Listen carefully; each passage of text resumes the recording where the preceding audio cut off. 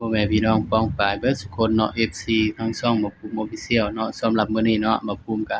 บ่ได้ปล่อยแนวทางให้พี่น้องเลยเนาะต้องขอโทษขออภัย FC หลายๆเด้อพี่น้องเด้อเพราะว่าเมื่อคืนนี้เนาะช่องบ่ภูมิมีปัญหาเนาะพี่น้องเนาะบ่ภูมิก็เลยบ่ได้ปล่อยแนวทางให้เนาะมี FC ก็เม้นมาอยู่เนาะคือบ่เห็นบ่ภูมิปล่อยแนวทางเนาะพี่น้องเนาะต้องขอโทษขออภัยเด้อพี่น้องเด้ออะก็ไปตามกันต่อเนาะพี่น้องเนาะบัดนี้ของงวดวันที่17มีนาคมเนาะสำหรับแนวทางเนาะ ลาวเอกต้าเด้อพี่น้องเด้องวดวันที่17เนาะสำหรับลาวเอกต้าเนาะพี่น้องเนาะมื้อนี้บ่ภูมิก็เมื่อคืนนี้เนาะช่องมีปัญหาเนาะพี่น้องเนาะบ่ภูมิก็เลยบ่ได้ปล่อยแนวทางให้พี่น้องเนาะก็ต้องขอโทษขออภัย FC หลายๆเนาะพี่น้องเนาะก็ไปตามกันต่อเนาะสำหรับลาวเอกต้าเนาะพี่น้องเนาะ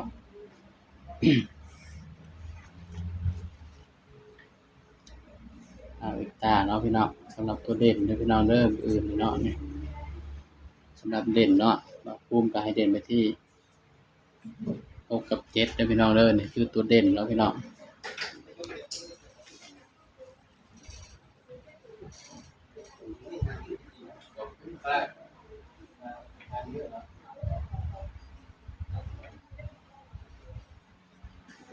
แบตชาร์จเต็มแล้ว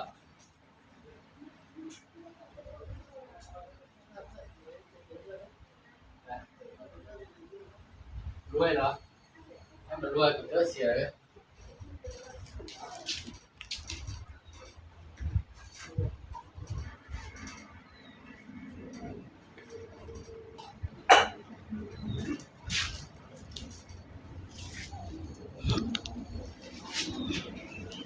อ่าสำหรับเด่นเนาะบ่ภูมิก็ให้เด่น6กับ7เนาะพี่น้องเนาะสำหรับลาวเอกต้าเนาะ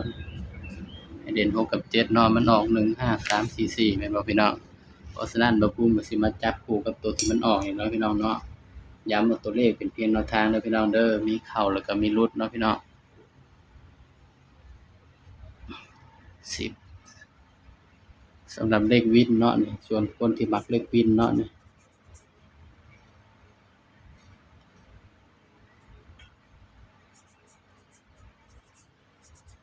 อันนี้คือเลขวินเนาะคนที่มักเลขวินเนาะพี่น้องเนาะนี่ก็ชุดนี้เด้อพี่น้องเด้อนี่ถ้าใครมักเลขวินเนาะนี่ก็มาจับคู่นำบ่ภูมิเด้อพี่น้องบัดนี้ย้ำว่าตัวเลขก็เป็นเพียงแนวทางเด้อพี่น้องเด้อพี่น้องจับคู่นำกันเลยพี่น้องจับคู่เนาะแอดก็สิบ่ให้จับให้หลายเนาะพี่น้องเนาะก็สิจับให้สัก